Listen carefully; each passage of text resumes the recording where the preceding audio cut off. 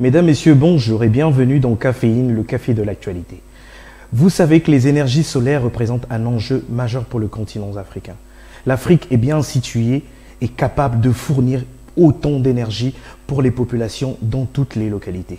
C'est la raison pour laquelle nous recevons aujourd'hui une structure de la diaspora de la République démocratique du Congo qui s'est mobilisée et qui se mobilise jusqu'à aujourd'hui en mettant sur pied un projet géant et gigantesque qui concourt à fournir des kits solaires aux populations vulnérables et les populations les plus défavorisées. Pour en parler, je reçois sur le plateau un invité qui est le représentant d'une des structures appelée EMF. Maître Jean-Baptiste Bokoto, bonjour. Bonjour, monsieur. Et bienvenue dans Caféine. Aujourd'hui, nous parlons de EMF. Pour ceux qui ne savent pas ce que c'est que EMF, est-ce que vous savez plus ou moins nous présenter de cette structure? Oui, aujourd'hui, nous allons beaucoup plus parler de la campagne, parce qu'en fait, c'est la campagne qui est qui est beaucoup plus percutante. Mais en fait, je vais commencer quand même par présenter un peu la structure qui est à la base de ce projet. EMF, c'est une coopérative. Donc, c'est un mouvement coopératif de droit belge et qui regroupe plusieurs acteurs africains et non africains, voilà, et qui a comme but essentiel d'impulser le développement local dans nos pays africains, en commençant naturellement par le secteur de l'énergie. Le secteur de l'énergie. Et EMF a mis sur pied une grande campagne, un grand projet qui concourt à fournir 500 kits solaires. C'est bien ça, 500 kits solaires. Comment se déroule le projet? Parce que dans ce projet, pour ceux qui nous suivent, c'est un projet qui connaît vraiment la participation de grandes personnalités. Nous allons en parler plus ou moins dans le déroulement de cette émission. Parmi lesquels le grand peintre Claudie Kahn qui a associé de sa personne en offrant des tableaux pour ceux qui participent. Maître, expliquez-nous un peu comment se situe le projet, les objectifs et quelles sont les retombées de ce projet. Bon, en fait, ce que nous sommes en train de faire pour le moment, ce n'est qu'une phase d'urgence. C'est une phase intermédiaire, mais l'activité normale donc, de EMF, comme je vous l'avais dit, c'est pratiquement d'implémenter des stations communautaires qui sont gérées par les communautés elles-mêmes et pour les communautés elles-mêmes. Donc c'est ça un peu la spécificité ou le plus-value en fait de EMF. Mais au-delà de ça, nous nous sommes rendus compte que avec tout ce que nous sommes en train de vivre pour le moment, avec la crise sanitaire, c'est pas encore fini, parce que nous sommes encore là-dedans et peut-être nous allons encore vivre beaucoup de temps avec. Il faut réfléchir. Réfléchir, mais entre-temps agir par rapport à tous ces gens. Nous, déjà, même ici, qui vivons à l'extérieur, nous avons connu de drames. Encore faut-il voir les gens qui sont chez nous, nos frères et sœurs, dont les activités ont été pratiquement réduites avec tout cela. Donc, c'est maintenant qu'on a vu toutes ces limites, des manques d'infrastructures. Donc, que ce soit sur le plan de l'énergie, que ce soit sur le plan sanitaire, que ce soit sur le plan éducationnel. Voilà. Alors, nous nous sommes dit, au lieu de rester tout le temps à pérorer, il faudrait commencer à agir. Et c'est cela, nous nous sommes dit, bon, voilà, nous allons commencer, mais nous allons commencer comment? Voilà, nous nous sommes dit, non, mais voilà, l'action doit être une action participative. Parce qu'il faudrait impliquer tout le monde. Le développement de nos pays, ce n'est pas une affaire d'une personne, c'est l'affaire de tout le monde. Il faudrait qu'on puisse intégrer cet aspect dans ce que nous sommes en train de faire. Alors nous nous sommes dit, non mais voilà, nous allons impliquer des acteurs du cœur. Et parmi ceux-là, il y a eu un qui a répondu directement donc, à notre appel. Il s'agit de l'artiste peintre Claudie Kahn, d'origine congolaise, mais de renommée internationale, Claudie Kahn. Et vous imaginez déjà un peu la carrure de la personne. Parce que pour ceux qui ne le savent pas, Claudie Kahn, c'est les larmes de Béni, dont la toile a été offerte au pape, à la sainteté. Voilà, donc la culture de l'art, c'est quelque chose de gros. Hein. Et il faudrait qu'on puisse, quand on parle par exemple de Picasso, tout ça, vous imaginez un peu. Il faudrait qu'on puisse intégrer ça. Hein, que des gens comme ça, et des grands, et qui, au-delà de leur grandeur sur le plan artistique, acceptent de participer à des genres d'opérations comme ça. Donc bref, il a mis à notre disposition 12 toiles, hein, dont une vraiment de valeur capitale qui s'appelle l'Ipanda, et les gens vont compétir pratiquement, hein, donc, pour gagner ces tableaux-là. Donc c'est déjà quelque chose de grand, parce qu'avoir un tableau comme ça chez Claudie Cane chez vous, donc c'est vraiment c'est de l'histoire. Voilà. Et au-delà de ça maintenant, ceux qui vont participer d'une manière ou d'une autre gagnent. Parce que vous gagnez comment? Vous gagnez en posant pour la première fois un acte concret pour la renaissance de votre pays. Parce que les fonds qui seront collectés et dans des structures très transparentes, parce que je veux vous en parler, ce sera destiné à ce premier projet qui est pratiquement l'électrification des communautés de base. Mais de quelle communauté exactement? Est-ce que vous avez ciblé une communauté jusqu'ici? Alors là, vous allez le vivre aujourd'hui. Oui. C'est vraiment les exemples types de genre de foyers d'activité. Parce qu'il faut voir les choses comme ça. Des foyers d'activité que nous allons soutenir. C'est-à-dire que c'est des gens qui sont organisés, qui ont déjà commencé à faire des choses. Ce n'est pas des gens qui parlent, c'est des gens qui sont présents sur le terrain et qui posent des actions, qui ont des projets qui enforcent, c'est ce qu'on dit, qui enforcent sur le terrain, concrets sur le terrain, mais qui ont des manques. Hein, par exemple, naturellement, parfois au niveau de l'énergie, tout ça. Et nous allons chercher par tous les moyens à soutenir ces genres de projets pour les mettre en cohérence, hein, par rapport à cette vision du développement global. Parce que c'est cela, amener l'énergie pour impulser le développement. D'accord. Donc, pour ceux qui nous suivent jusqu'ici, je tiens déjà à vous rappeler que nous sommes dans les locaux de Radio Publique qui nous accueille aujourd'hui. C'est une radio que vous savez retrouver sur 95 rue du Trône, ici à Bruxelles, à Ixelles précisément. Et c'est cette radio qui a accepté de nous recevoir ici, nous et Maître Jean-Baptiste Bokoto et d'autres personnalités qui assistent aujourd'hui à la réalisation de cette émission. Alors, Maître, vous avez lancé l'opération Mwinda Epela. Mwinda Epela pour cette cagnotte qui est ouverte à tout le monde. Comment est-ce que ça se passe? Parce que vous nous avez parlé de transparence. Parlez-nous un peu de la procédure, de cette transparence. Voilà, donc la première des choses, je vais vous faire comprendre que pour mettre en place toute une ingénierie comme ça, ce n'est pas facile. D'accord. Donc il fallait déjà commencer d'abord, dans un premier temps, à avoir des autorisations. Donc nous avons obtenu des autorisations certifiées par des autorités belges ici, oui. C'est des autorités, nous sommes basés ici. Voilà. Donc l'autorisation, nous l'avons eu ici. Et sur base d'un cahier des charges. Ça veut dire quoi? Avec des règlements, hein, tout ça que nous avons présenté aux autorités qui ont été validés. D'accord. Ça veut dire quoi? Ça veut dire qu'ils nous ont donné 2 mois, c'est-à-dire que nous allons terminer le 30 septembre. Et ce 30 septembre, nous allons terminer par un tirage au sort, comme ça se fait naturellement à tous les tombolas, en présence d'un huissier de justice. Donc un huissier de justice belge qui sera là pour acter et les gagnants et le montant qui sera dégagé. Voilà. Et c'est à partir de cela. Ceux qui vont gagner les tableaux, nous avons toutes les coordonnées parce qu'ils sont en train de jouer en ligne.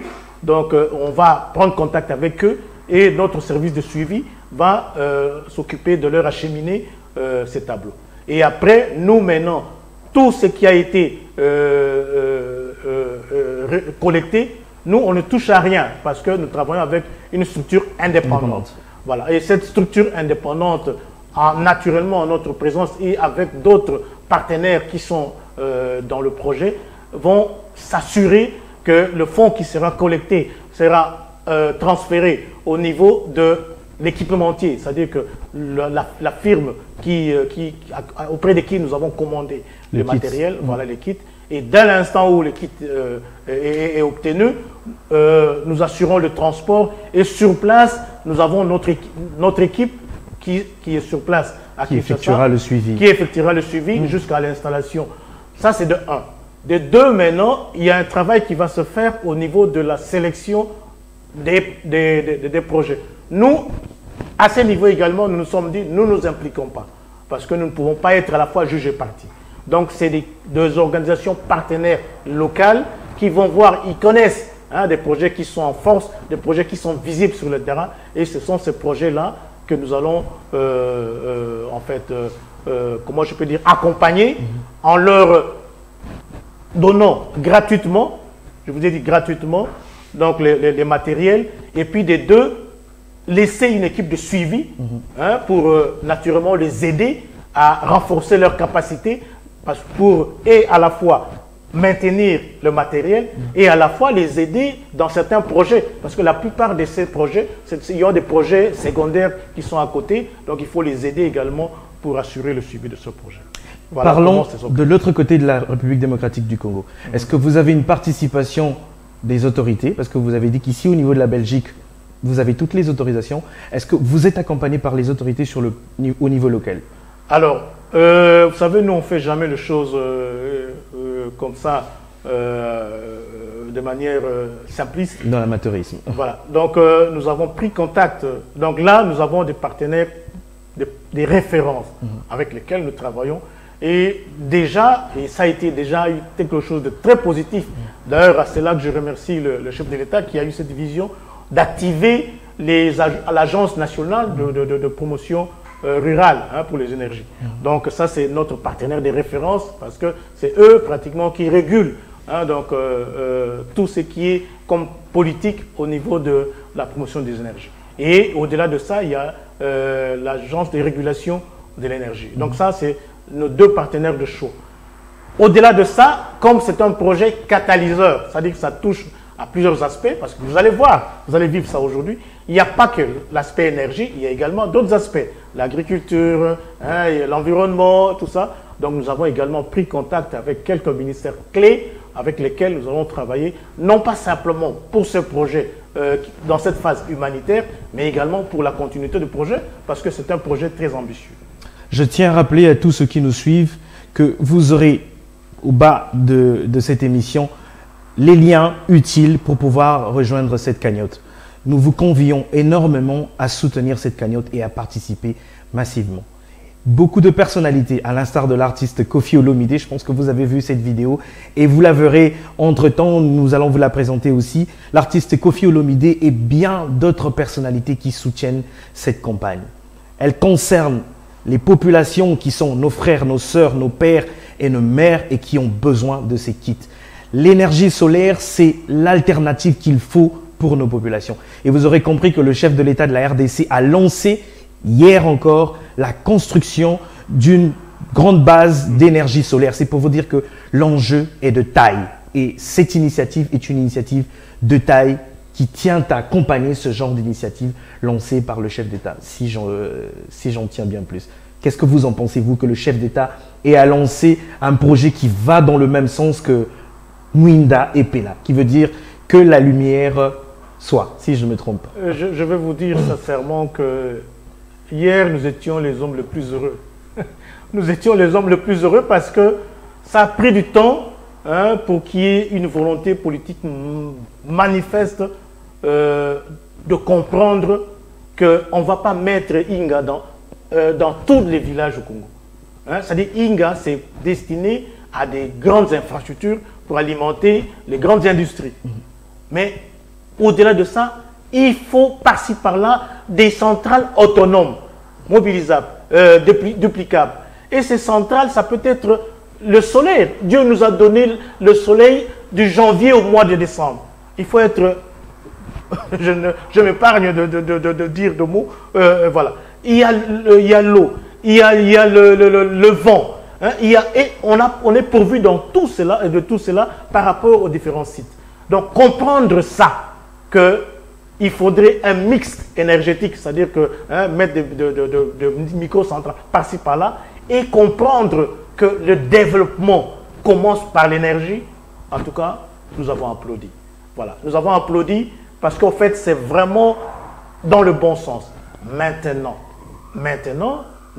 notre approche et ce que nous apportons de plus, c'est que ces stations que nous implémentons, ce sont des stations qui sont gérées et qui sont la propriété des communautés. Voilà. Donc, pour la première fois, parce que ces centrales que vous avez vues, c'est des centrales qui appartiennent à une structure, à une firme naturellement capitaliste qui va gagner, même s'il va nous donner de l'énergie. Mais pour nous, c'est des centrales qui sont la propriété des citoyens. Je ne sais pas si vous comprenez la nuance. Voilà. Donc, EMF, c'est une coopérative citoyenne. Donc, quand on met en place une centrale dans un village, c'est à terme pour devenir la propriété du village, et ce sont des villageois qui vont gagner en cela. Et c'est cela créé par tous les moyens de poche des richesses. C'est ça notre but. Chercher par tous les moyens, donc pas simplement à lutter contre la pauvreté. Parce que lutter contre la pauvreté, c'est quelque chose de péjoratif. Il faut donner aux gens de la richesse, des facilités pour gagner et avoir de la richesse. Voilà. Faciliter et donner aux gens de la richesse, c'est pour vous. Vous qui êtes jeune entrepreneur, vous qui êtes jeune femme, jeune homme, vous qui avez beaucoup d'initiatives. Et nous allons vous le démontrer tout à l'heure en faisant le pan entre un projet qui a été choisi, qui est un projet qui se fait déjà sur le terrain depuis bien plus de 10 ans et bien plus, avec à la pointe des images pour illustrer cela. Et nous allons recevoir aussi celle qui représente ce projet, dans le cadre toujours de vous montrer que l'énergie est au centre de beaucoup. L'énergie solaire, ce n'est pas juste le soleil, mais c'est aussi cette synergie qui est créée afin que plusieurs projets puissent voir le jour. Maître Jean-Baptiste Bokoto, un mot pour ceux qui nous suivent, plus ou moins, un dernier mot dans l'ensemble, pour tous ceux qui voudront bien rejoindre ce projet et cette initiative. Comment on fait pour y participer? Quel est le lien? Quelles sont les références? Juste rapidement intervenir un peu par rapport à ce que nous allons voir tout à l'heure. Donc là, maintenant, nous sommes à la phase 2 de notre action, qui est une action de proximité. Ouais. Nous allons prendre dans chaque province, du moins des provinces qui vont accepter, parce qu'on ne fait pas le développement contre son gré. Donc des provinces qui vont accepter, on va sélectionner un projet qui rentre un peu dans nos critères de base. Et on va parler de ce projet et naturellement nous montrer également quel sera le type de notre intervention dans ces projets, dans chaque province. Ouais. Alors, au-delà de ça, là maintenant, le seul message que je peux lancer aux compatriotes, aux Africains et aux amis de l'Afrique, le moment est là. C'est-à-dire que pour ceux qui comprennent des choses, l'heure est arrivée. L'heure est arrivée de tourner la page aux ténèbres et d'ouvrir une nouvelle page de lumière. Ça veut dire quoi? Ça veut dire que tout le monde participe. Ce n'est pas une initiative d'un individu seul. Parfois, ça me fait mal que je sente encore des résistances sur le plan psychologique, comme si c'est une personne qui en bénéficie. Pas du tout. C'est tout le monde, je vous dis, et on aura même le temps de vous expliquer comment est-ce que tout le monde peut se retrouver. Donc, c'est un projet participatif et que tout le monde s'implique. Il faut une mobilisation générale du sommet à la base. Et à partir de maintenant, vous allez voir que le téléphone qui va qui passe naturellement sous l'écran, c'est pour que les gens interagissent. Mais entre-temps, nous avons des listes. Et je vous l'ai dit, parce que je le dis de manière très sérieuse. Nous avons des listes de personnalités. De début du sommet, je dis bien du sommet à la base. Et dans chaque province, on va les contacter. Et on verra ceux qui veulent le développement de ces pays et ceux qui ne veulent pas le développement. On le saura en participant à cette action. Voilà, ça c'est comme ça que les choses vont se passer. Alors, de deux, il suffit pour participer dans cette action participative, juste entrer dans Samapas. Le plus simplement du monde, retiens ça, Samapas. Ça va même passer. Défiler. Voilà, défiler. Donc, vous entrez dans samapas.com, vous allez directement tomber sur la tombola. Et vous cliquez sur la tombola, vous choisissez le nombre de billets que vous voulez. Et ce serait même mieux d'avoir des packs. Hein, c'est-à-dire qu'au lieu d'avoir un seul billet, bah, ayez un pack, parce que le pack, hein, ça permettrait à ce que vous pouvez même le donner à des amis ou à des membres de famille, tout ça, voilà, pour que vous participiez à ces projets. Parce que le plus des billets qu'il y aura, c'est le plus de moyens qu'il y aura pour financer les projets. Et ces projets, ce n'est pas les projets des MEF, vous l'avez bien compris. Voilà, ce sera des projets de tout le monde. Donc, c'est juste ça. Entrez dans samapass.com, cliquez sur, vous allez voir Tombola, et cliquez sur Tombola, vous allez voir tous les moyens de paiement. Et au Congo, par exemple, il y a le Orange Money. Donc, vous pouvez directement avoir votre billet via Orange Money. Alors, maître, juste pour clôturer, nous allons pratiquement dans quelle localité? Alors, nous allons dans le village de Katouzé, territoire de Kabare et la province de Sud-Kivu. Alors, tout de suite, nous vous emmenons dans la province du Sud-Kivu pour un projet qui va, sans nul doute, vous marquer. Bonjour, donc Jean-Paul Makengo, je suis responsable de l'entreprise Uli International en Afrique et je travaille dans le continent africain sur plusieurs projets liés à l'électrification solaire. Aujourd'hui, je suis heureux d'intervenir pour cette émission et notamment en partenariat avec les associations qui conduisent le projet Mwinda Epela. Comme son nom l'indique, que la lumière s'allume. C'est un projet qui est à destination des villages et des campagnes africaines, parce que comme vous le savez tous, dans les villages et campagnes africaines, l'un des plus gros problèmes, outre l'approvisionnement en eau, c'est l'électricité courante. Cette électricité qui permet aux gens d'avoir des activités après 18 heures, parce qu'il fait nuit assez tôt dans les pays africains, qui permet aux gens d'avoir des interactions après 18 heures, qui permet aux enfants d'étudier, qui permet aux commerçants de continuer à travailler et qui permet à tout un village de pouvoir mener une vie normale comme on le mène dans les grandes villes. Donc ce projet-là, pour moi, c'est un projet qui me tient à cœur parce que d'une part, ça touche un peu les activités que je mène dans ma vie professionnelle, dont je suis spécialiste, et ça touche aussi un point de développement que je juge crucial pour le continent africain.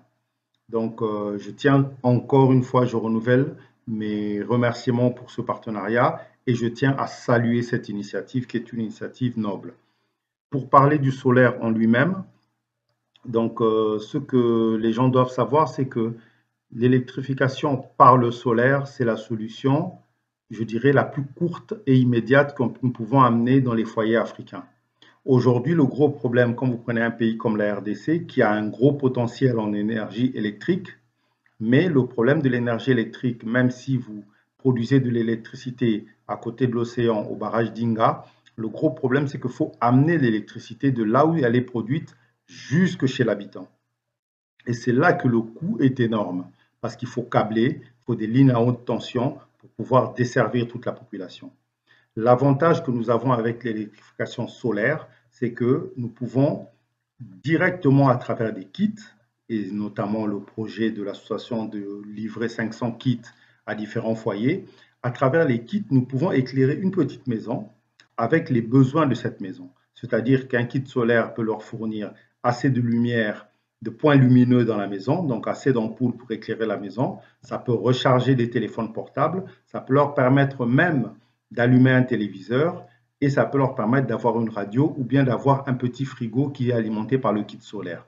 Donc, pour dire vraiment qu'un kit solaire, c'est un moyen immédiat de confier à un foyer son moyen, je dirais, en toute autonomie, d'avoir de l'électrification.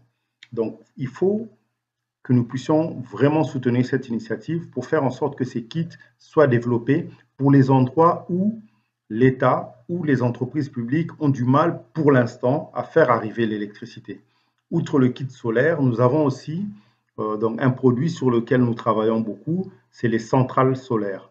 Alors les centrales solaires, il y a les grosses centrales solaires qui peuvent alimenter les villes et il y a aussi les petites centrales solaires qu'on appelle les sites isolés. Ces petites centrales solaires que nous avons installées par exemple pour ce qui est mon cas, en Afrique de l'Ouest dans pas mal de pays et au Maroc, c'est les petites centrales solaires qui peuvent alimenter de 10 à 50 voire 100 maisons. Donc c'est la taille à peu près d'un village.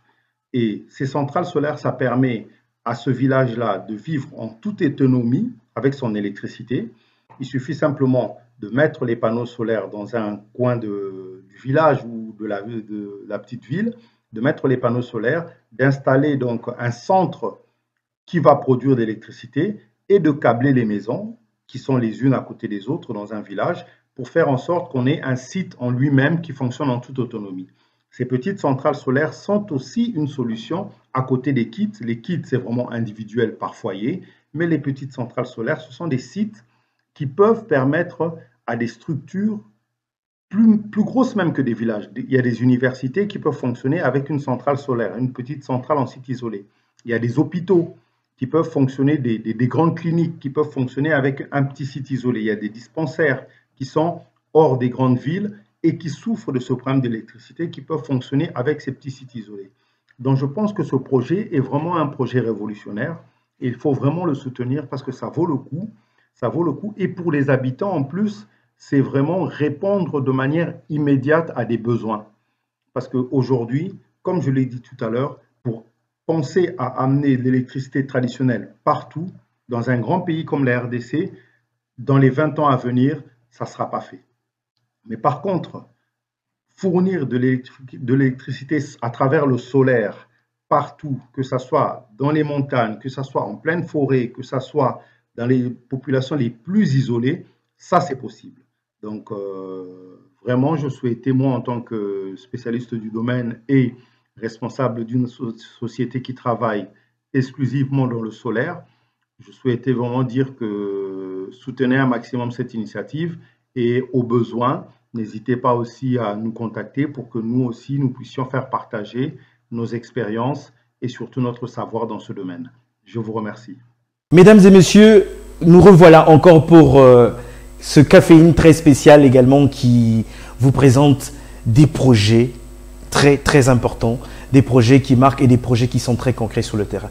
Nous posons nos valises dans le site Kivu, à Bukavu précisément, avec une association qui mène de main de maître un gros projet. Cette association s'appelle AFSD.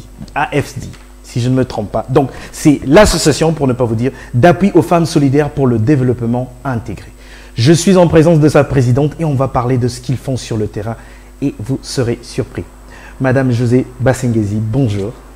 Bonjour. Bonjour, messieurs. Et bienvenue dans Caféine, en tout cas. Je vous en prie, merci. AFSD, c'est une association qui existe depuis combien de temps? AFSD existe officiellement depuis 2010. 2010. Et en Belgique, ça fait juste 2 ans qu'il est du droit belge. Mais il existe au Congo depuis plus de 10 ans. Alors, depuis plus de 10 ans, dites-nous un peu, qu'est-ce que vous faites sur le terrain? Parce que moi, j'ai vu des images et ceux qui nous suivent également verront des images en illustration de ce que vous faites. Mais vous qui êtes la présidente, est-ce que vous savez nous expliquer? Pourquoi avoir créé déjà AFSD? AFSD, c'est une longue histoire. Oui. Après les guerres, tout ce qui s'est passé au sud Kivu, tout le monde le sait, il y a eu beaucoup de guerres. On observait les misères, les souffrances des enfants, des morts, tout le monde qui souffrait. AFSD a eu comme objectif, au départ, créer un village pilote où les villageois, les femmes et les enfants en milieu rural puissent se retrouver. Et suite à ça, on a réuni un groupe et donc on a eu toutes les autorisations. Aujourd'hui, AFSD fonctionne depuis déjà 10 ans à Bukavu. Et l'objectif principal, c'était l'autonomisation de la femme rurale, l'encadrement des enfants. On a imaginé beaucoup de choses, évidemment. On se disait, tout développement, je crois, passe par l'énergie, comme l'a déjà signalé mon frère, passe par l'énergie. Et donc, nous, on s'est dit, qu'est-ce qu'on peut faire pour qu'il y ait un vrai développement? On s'est dit, il faut créer quelque chose. D'où l'idée de faire une roue en bois. Et cette roue est liée au fait qu'on a vu des histoires qui commencent à se développer l'Europe. En Europe, il n'y avait pas d'électricité non plus. Donc on s'est dit, on va reporter ce projet chez nous. Et on a commencé la roue en bois. Malheureusement, vous pouvez le voir sur le site, c'est un projet immense. On n'a pas pu terminer le projet parce qu'on est tombé à court d'argent. De moyens, oui. Mais on a fait plus petit, on a fait une petite turbine. Et la petite turbine, elle fonctionne depuis quelques années. Et on arrive à moudre la farine, à charger les téléphones des villageois, à éclairer les petits sites. Et pourtant, le rêve au départ, c'était d'éclairer tous les villages. Mais ici, on invite évidemment, comme je l'ai, si vous regardez dans le site web d'AFESDI, vous verrez, il y a plusieurs petits reportages qui expliquent mieux l'histoire.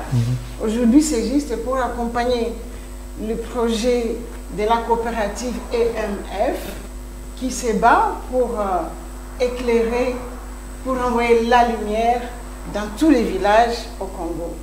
Et donc nous, on est là, c'est une coïncidence. On a déjà commencé avec la roue, la turbine. L'énergie solaire, comme le Congo, on a tout ce qu'il faut pour un développement intégré, pour un développement, on dirait, général. Ici, on inviterait tout le monde à participer au projet de EMF pour qu'on puisse espérer donner la lumière à tous les villages du Congo, tout le Congo en général. Voilà.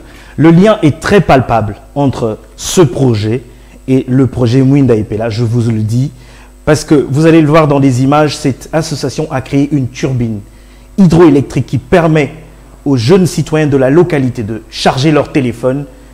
Je vous dis que c'est éblouissant. Pour ceux qui suivront cette émission, n'hésitez surtout pas à prendre contact avec cette association. Et Madame José Bachengezi qui est ici avec nous également, qui nous présente ce projet. Et je pense qu'il faut soutenir ce genre de projet. Je pense qu'il faut apporter une main, apporter autant d'énergie pour ce genre de projet. Cela pousse à suffisance que, sur le plan local, les gens sont à mesure de s'autonomiser, de créer une autonomie et de mettre sur pied des projets capables de leur donner ce qu'il faut sur le point de vue énergétique. Alors, vous avez créé ces turbines et vous avez créé d'autres projets aussi, par exemple une savonnerie, c'est bien ça? En fait, avec AFESDI, on a plusieurs domaines d'intervention. Ah ouais. Ça s'est fait sur plusieurs années, évidemment. Souvent, on nous demande pourquoi vous avez fait ça, ça, ça. Mais je me dis, c'est un exemple pour dire que pour développer un village, ils ne font pas beaucoup d'argent, ils ne font pas être millionnaires comme croient certains. Dès que tu as, par exemple, un groupe avec 1000 euros, vous pouvez créer une pisciculture, vous pouvez commencer à une savonnerie, tout ça c'est artisanal. C'est tous des petits projets que nous avons initiés et qui sont visibles au village aujourd'hui. C'est à petite échelle évidemment. Et comme je l'ai dit, ce sont des bébés qui ont besoin de grandir. Donc il y a l'agriculture aussi. À un moment, les villageois ne savaient pas qu'ils peuvent manger. Pour lutter contre la malnutrition, on a dû se battre pour qu'ils les réinitier à l'agriculture. La pomme de terre était destinée à l'époque coloniale qu'aux grands. Et pourtant, la pomme de terre peut se manger par tout le monde. Et donc là, on a remontré aux villageois qui peuvent cultiver la pomme de terre et en produire en abondance. On a le manioc qui est un élément de base. On a aussi montré aux villageois que le manioc, on peut en faire plusieurs choses, sauf que, évidemment, comme on n'a pas les moyens pour leur montrer, parce qu'il y a plusieurs formules qu'on nous a dit avec la farine de manioc. Et j'ai l'espoir qu'avec une synergie avec l'union fait la force, comme on dit, qu'avec la force et l'union de tout le monde et le soutien des part et d'autres, on pourra un jour faire des projets qui pourront se répercuter dans tous les villages au Congo. J'ai vu que vous avez fait aussi pas mal de projets parce que vous avez créé une mutuelle santé, c'est bien ça pour les... Évidemment, tous les problèmes dans les villages, il faut vous dire qu'il n'y a rien qui est structuré dans un village. Nous qui sommes ici en Europe, quand on rentre là-bas, on est confronté à plusieurs problèmes. Des enfants malades, des femmes qui accouchent en cours de route. Souvent, ils n'ont même pas $1. Donc, on s'est dit, qu'est-ce qu'on peut faire? On a pensé à créer un circuit des mutuelles de santé. Donc, il y a ça aussi. Donc, c'est encore un plus. Et je pense que Mwinda Epela, les mutuelles de santé, ils ont besoin de lumière. S'il y a un petit dispensaire sans électricité, à mon avis, le résultat est nul. S'il y a un poste de santé, parce que nous, on a fait plutôt un poste de santé, parce qu'on n'a pas on ne remplit pas les conditions pour parler des centres de santé, parce qu'il y a des centres de santé. Mais la proximité avec les villageois nous a poussé, et si le conseil des connaisseurs sur place, on nous a dit de faire plutôt un poste de santé, parce que ça sert de maison de passage pour certaines personnes qui viennent nous demander de l'aide quand ils ont des enfants malades, des femmes qui accouchent, des hommes qui se blessent, des gens qui ont la fièvre. À la limite, on avait une petite valise avec des dafalga, des paracétamol, mais sans électricité, encore une fois, on était impuissants devant certaines situations. Ça fait qu'on devait acheminer parfois ou donner les adresses aux villageois pour aller dans les hôpitaux. L'AFESDI a même signé un partenariat avec l'hôpital du village, au cas où nous on recevait parfois des choses qui sont plus utiles ici, mais que nous on recevait, on les offre à l'hôpital, et en contrepartie, c'était pour qu'on puisse soigner certaines personnes au village. Alors, en parlant de projet de santé, il y a aussi un projet qui est grandiose. Il s'agit de ce projet qui met à cœur l'Artemisia. Madame José Bashengezi, c'est bien ça, a mis sur pied ce petit sachet que vous voyez, ce petit paquet d'Artemisia. Vous savez que l'Artemisia fait parler, mais l'Artemisia soigne également une grande partie des populations congolaises et africaines depuis de belles et longues années. N'en déplaise à certains, l'Artemisia, c'est ce qui sauve actuellement sur le terrain. Et notre chère invitée m'a mis sur pied, et vous allez le voir tout à l'heure, elle va nous faire une démonstration également d'infusion de cette tisane qui a beaucoup de vertus. Expliquez-nous un peu comment est-ce que ça se passe, parce que l'Artemisia aujourd'hui en Belgique, c'est tout un problème pour les autorités. Comment est-ce que vous avez fait pour mettre sur pied ce produit? Eh bien, comme il a bien expliqué, c'est une tisane, c'est une infusion qui est connue depuis des siècles. Si vous écoutez l'histoire, c'est parce que nous avons écouté les gens qui avaient l'expérience, des scientifiques qui ont prouvé que l'Artemisia soigne la malaria. Il faudra regarder le film Malaria Business, que je conseille à tout le monde. Mais nous, quand on a eu la chance de pouvoir aller en parler au village, nous avons eu la formation, nous avons eu des semences, et quand la plante a commencé à pousser, les villageoises m'ont appelé et m'ont dit « On connaît cette plante depuis longtemps. Nos grands-mères, quand tu étais malade, tu avais la fièvre, on te soignait avec ça dans de l'eau chaude, on te faisait boire. » Et voilà, moi je me suis attelée à promouvoir l'infusion de la tisane. J'ai même été signer la charte à Paris pour la commercialisation, mais bon, c'est à petite échelle évidemment. Donc vous avez une autorisation, vous avez signé la charte, quoi. Oui, j'ai signé la charte. Et pendant le Covid... C'est une charte mise en place par... La Maison Mère de Paris. La Maison Mère de Paris. Madame Lucie Cornet. Ok. Et pendant le Covid, juste au mois d'avril, quand on a commencé de parler du Covid, le président du Congo, notre président et le président du Madagascar en ont parlé. Et à ce moment-là, tout le monde s'est demandé c'est quoi l'Artemisia. Et Dieu merci, j'avais déjà commencé à les cultiver, à les conditionner. Et à ce moment-là, on nous en a demandé à Kinshasa, à Bukavu, et voilà. Est-ce qu'aujourd'hui, est-ce qu'on peut toujours faire la commande? On peut toujours vous appeler pour faire la commande? La commande, c'est à Bukavu que ça se passe. Oui. Parce que la maison, nous représentons la maison mère à Bukavu. Oui. Et si vous voulez, vous pouvez passer la commande à Bukavu. Moi, je n'en ai pas ici. J'ai reçu une petite quantité par DHL. Question d'en prendre parce qu'on nous a conseillé d'en prendre. Et donc, j'ai quelques sachets ici. Et si vous voulez, je peux faire une petite démonstration de la préparation. Vous voulez avoir ce petit paquet, mais je vous jure que l'Artemisia fait parler. Les pays africains s'en rendent compte maintenant, alors que c'est une richesse qui existe sur nos territoires. N'hésitez surtout pas à rentrer en contact avec Madame José Bashengezi pour avoir tous les renseignements possibles. On va revenir sur un des projets également qui est très important, c'est la savonnerie, juste avant de faire le lien également avec Mwinda et Pella. Vous avez lancé une savonnerie. Comment est-ce que ça s'organise avec les villageois? En fait, la savonnerie, c'est parmi les différents domaines d'intervention de d'AFESDI, c'est surtout dans les domaines de la santé. Oui. Plus j'ai retourné au village, plus j'ai réalisé que les besoins sont immenses, dont la propriété. Quand tu vois les petits-enfants, ils vont à l'école, ils sont sales, ils ne se sont pas lavés. Parfois, on offrait des petits vêtements, mais 2 jours après, 1 mois après, 6 mois après, il n'a que le même vêtement, et comme il est toujours sale, évidemment. Et d'ailleurs, je me rappelle que mon vieux papa me disait, les enfants attrapent souvent des vers intestinaux parce qu'on lui donne un morceau de pain, il mange sans se laver les mains. Donc, AFESDI s'est lancé dans la fabrication de savon artisanal. Et on avait reçu même une formule ici en Belgique par une ONG qui s'appelle Codéar. Il y avait comment je peux dire, c'était un bénévole de Codéar qui est venu jusqu'à Bukavu pour former les membres d'AFESDI pour la fabrication de savon artisanal. Et à cet effet, vous avez construit également un bâtiment pour l'installation de cette savonnerie. En fait, ce bâtiment, on l'a construit parce que au départ, c'était 2 collines, il n'y avait rien du tout. C'est AFESDI qui a fait le premier bâtiment pour la roue.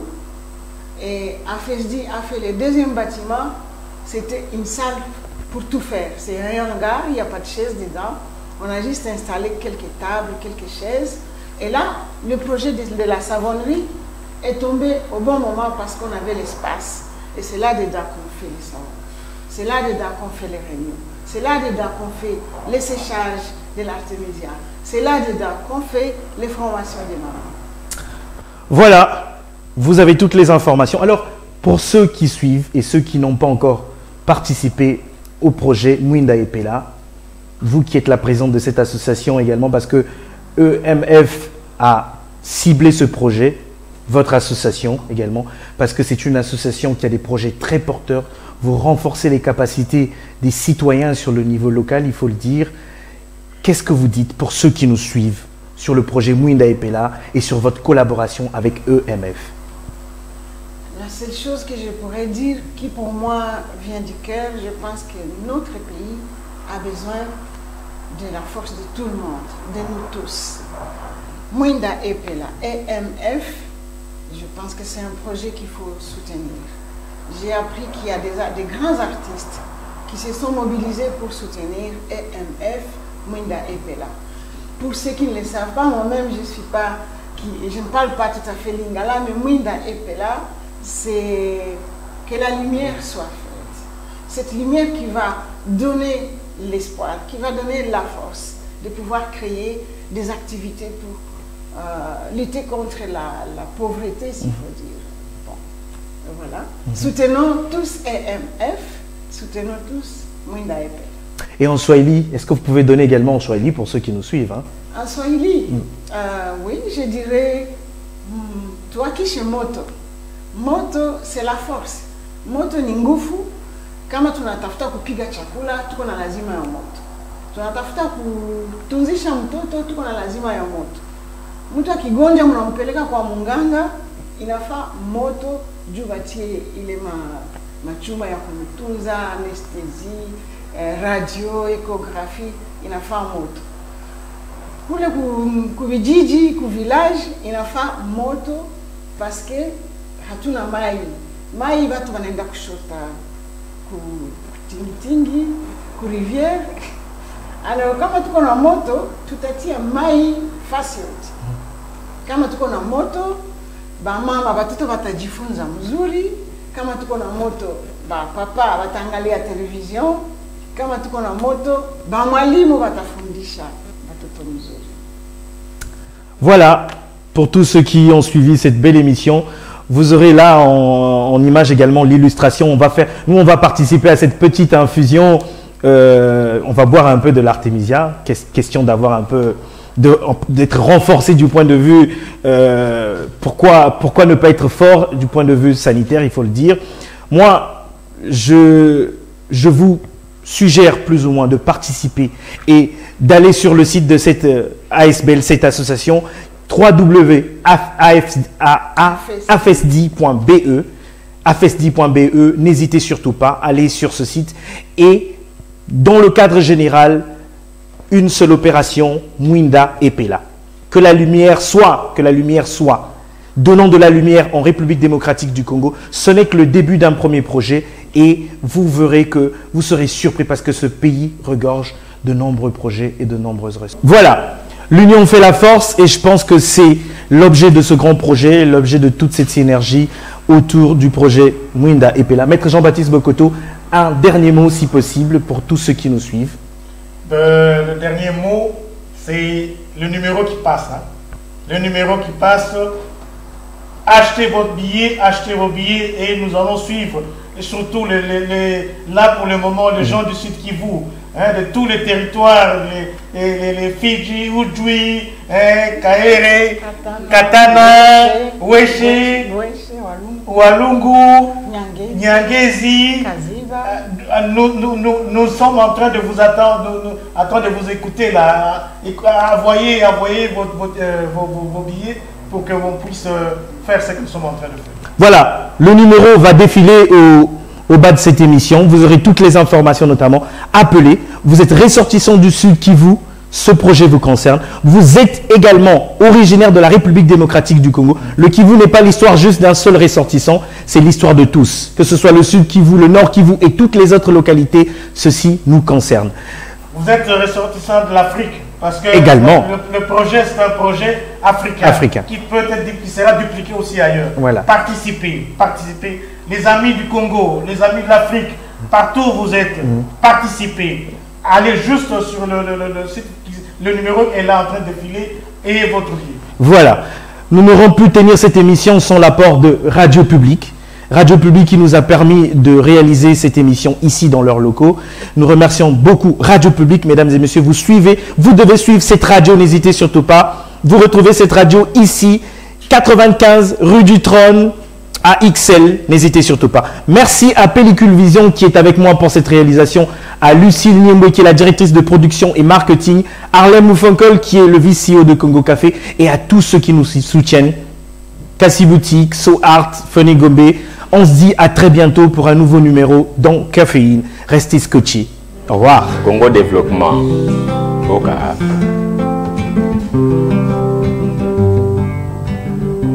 Le temps a changement, Congo Mboka Bankoko, Yahweh a tiqué la biso, RDC, Toboinde Baumbu, Tolingi de Totonga, Congo na biso, et comme état des droits.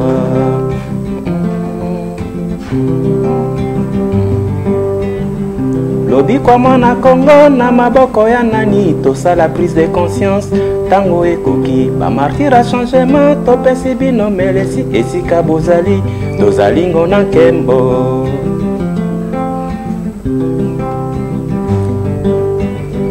Lelo tango a changement, Congo Mboka Bankoko, Yahweh a tiqué la biso, RDC, Toboinde Baumbu, Tolingi de Totonga, Congo na biso, et comme état émergent.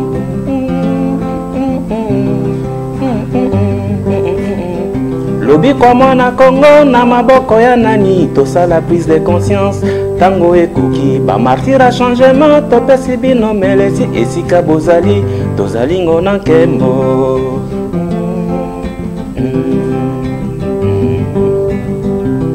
60 ans, Congo indépendant. Lelo oyo, bilana biso nini.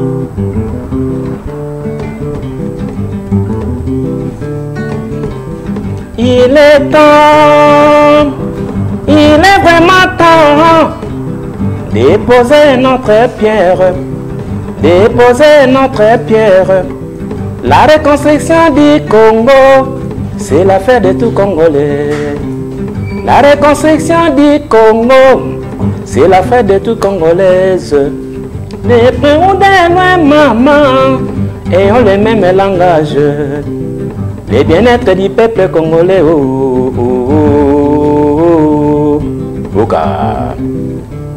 Congo nanga, Congo na yo, yabiso banso Congo, 60 ans, Yalipanda yalipanda yalipanda Congo telema Moi mongali Bansolisanga totonga mboka Congo Siko tokum na Cap 21 Balobi mwinda epela Partout na Congo Sans mwinda tokosala eloko te Vraiment Ah Congo